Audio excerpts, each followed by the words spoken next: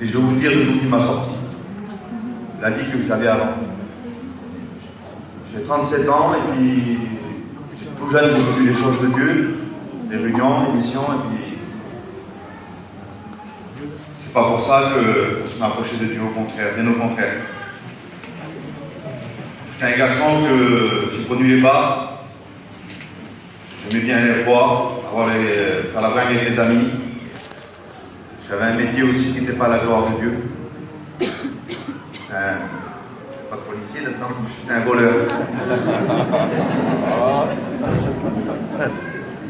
Mais c'était mon métier, c'était ma manière de vivre. Et dans le monde, j'avais un peu tout ce que je voulais, quoi. J'ai tout expérimenté dans le monde, même la prison. J'ai même failli mourir à cause de l'alcool dans les bars, les bagarres, j'ai manqué de mourir. C'est pour vous dire la vie que j'avais. Et puis il y a eu un moment de ma vie, il y a un peu plus d'un an, il y a un an et demi, j'étais pris par les angoisses, par les nerfs. Parce que le monde ne nous donne pas que du bien, il nous use, nous fatigue le monde. Malgré que j'avais de l'argent, tout allait bien, j'étais mangé par les nerfs, j'étais toujours énervé, je voulais toujours me battre, avec ma compagne ça n'allait pas. Pourtant j'avais tout ce qu'il fallait. J'ai fait des voyages, j'étais partout, mais ça n'allait pas, j'étais jamais heureux. Et ces nerfs-là, ça me faisait faire des malaises, j'étouffais, j'étais pas bien, j'allais dans les hôpitaux. Alors après, c'est les cachets pour les nerfs, on ne sait plus comment faire, on n'en trouve plus le sommeil. Et là, vraiment, il n'y a plus de docteur, il n'y a plus d'amis, il n'y a plus rien.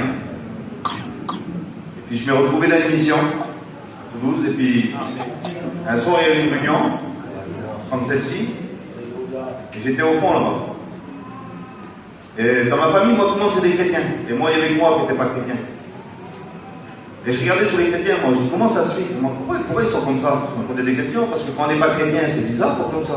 Quand on est dans le monde, on voit les chrétiens, qu'est-ce qu'ils ont? Pourquoi ils font ça? Ils perdent du temps, je n'arrivais pas à comprendre. Et puis j'étais au fond, et puis j'ai dit, Seigneur, je l'ai vu. Il y a un mot qui m'a fait lever, c'est un pasteur, il a dit, c'est tout simple. Il a dit, c'est les violents qui s'emparent du royaume de Dieu. Et moi j'étais au fond là-bas, je dis, moi je suis un violent dans la vie du monde. Je fais les 400 coups, je dis, si mon père, je vais me lever là. Ben, je vais me lever. Je devant Dieu. Quand je voulais me lever, on arrivait qu'il y avait quelque chose qui me tenait le bras. Je dis, c'est pas possible. Je dis, alors je ne peux pas me lever, moi. J'ai honte de personne. J'ai honte de personne. S'il y a quelque chose de bon, je vais me lever. Et je m'ai levé, je suis venu devant. Et puis on a prié pour moi. Et quand on a prié pour moi, là, je dis, Seigneur, je vais prendre une décision maintenant. Je vais te suivre pendant un mois ou deux. Et je dis, on va voir ce que tu vas faire pour moi. Je vous explique mon témoignage, je ne veux pas le négliger, vous savez. Et je ne vous cache pas, j'ai laissé tomber mon équipe là, avec qui j'allais travailler, et puis j'avais la cigarette.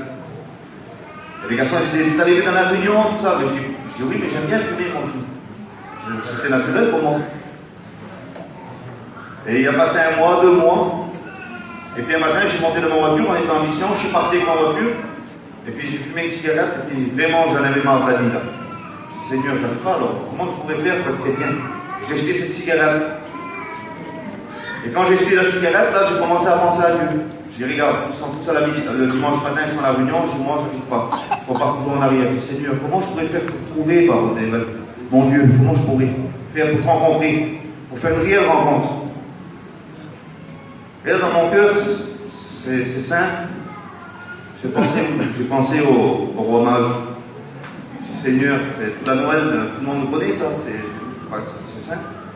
Et puis j'ai pensé à ces hommes, je dis, Seigneur, eux, ils ont pensé, ils savaient que tu étais là, ils ont suivi une étoile, et puis ils t'ont trouvé au pied de l'étoile là.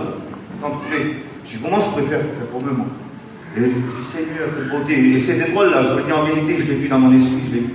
Je dis, Seigneur, quelle beauté, ils t'ont trouvé. Si seulement je pouvais faire pour eux. Oh Dieu. Et je dis, quelle bonne pensée que j'ai eue là. Et à ce moment-là, je lui ai dit ça, dans mon cœur, ça m'a dit, cette pensée, elle vient pas de toi, elle vient de moi. Et là, j'avais compris que le Seigneur, ça fait des années qu'il parle à mon cœur. Ça se compte, ça fait des années qu'il parle à mon cœur, tu ne sais même pas. Tu crois que c'est des pensées à toi, mais ce n'est pas lesquelles. Seigneur, si tu penses à qui parle à moi. Alors là, j'avais compris. Alors là, j'ai mis le frein à main dans la voiture. J'ai dit, maintenant, je veux que tu me bénis. Tu me parles. Oui. J'ai dit, maintenant, je veux que tu me bénis. Seigneur, je sais que c'est toi. Tu m'as écouté là. J'ai dit, alors, je veux que tu me bénis, je vais recevoir ce qui sont reçus des autres. Et j'allais prendre du pain. Je descends de la voiture, je rentre dans la boulangerie, et devant moi, il y avait des gars, l'arrière aussi, là, et puis j'avais des grosses lunettes, heureusement. Je pleurais au secours, je ne savais pas pourquoi. J'ai dit, qu'est-ce qui se passe dans moi-même? Je sens mal, j'ai fait un malaise. Et j'ai pris les baguettes de pain, tout comme ça, et j'ai pleuré, je ne voyais rien, la dame. Je suis remonté dans l'auto, je suis arrivé chez moi. Je voulais, je monte dans le camping, ma femme m'a dit que ça, tu fais encore un malaise. Je dis non, le Seigneur il m'a béni, je suis brisé. Elle était choquée, elle a tombé sous le banc comme ça, assise, elle avait le chiffon dans les mains avec elle s'assit, elle regarde, comment ça? Je dis oui, et quand je m'assis sous le banc, je dis va appeler ton père, c'est un serviteur, mon père elle. Je dis va appeler ton père, j'ai pas eu le temps de parler, j'ai parlé une langue que je connaissais même pas. J'ai parlé en langue. On a un chamboulement. Vraiment, ma vie, elle a été chamboulée. J'ai sorti du haut du camping, j'ai vu ça, je faisais, j'étais le tour du camping, je ramassais des affaires. On avait dit que ça passait. Et dans mon cœur, ça m'a dit de remonter dans mon camping. J'ai monté à mon camping, j'avais une Bible là-bas, ça fait longtemps que je l'avais. Et j'ai pris ma Bible, je l'ai rouvert. Et quand je l'ai rouvert, j'ai tombé sur le psaume 23. Et j'ai dit psaume 23. Et là, j'avais compris quelque chose. Je m'ai assis dans mon lit et j'ai commencé à demander pardon. En vérité, je voyais tous les péchés que j'ai fait moi. Parce que j'étais un garçon, j'avais fait beaucoup de mal. Je m'appliquais à faire le mal. Et j'étais doué pour le faire. Mais le Seigneur, il m'a pardonné. J'ai demandé pardon. J'ai vu tous mes péchés devant moi. Et quand je demandais pardon, le péché partait devant moi là. Et je disais merci. Jusqu'à temps qu'il n'a plus. J'ai tombé KO dans mon lit, j'ai dormi comme un enfant. Je m'ai baptisé. Celui-là qui n'a pas fait une expérience avec le Seigneur. Tu sais pas ça que tu loupes. Moi j'étais une marionnette. J'étais un garçon, je croyais que j'avais une stature, j'avais une certaine notoriété, comme on dit. Je croyais que j'étais maître de la situation. Non. On n'appartient pas à Dieu, on n'est pas maître de nous-mêmes. On est des marionnettes dans les mains de l'ennemi. Il nous fait faire des choses qu'on ne veut pas faire. Il rend nos enfants malheureux, nos femmes malheureuses. On croit qu'on est heureux, mais on est vide. On est sec dans nous. Maintenant j'ai la joie, j'ai quelque chose en moi qui je vais le partager, je ne peux pas le garder pour moi. J'ai de l'amour, je ne vous connais pas, mais c'est d'amour pour vous. Que Dieu vous bénisse.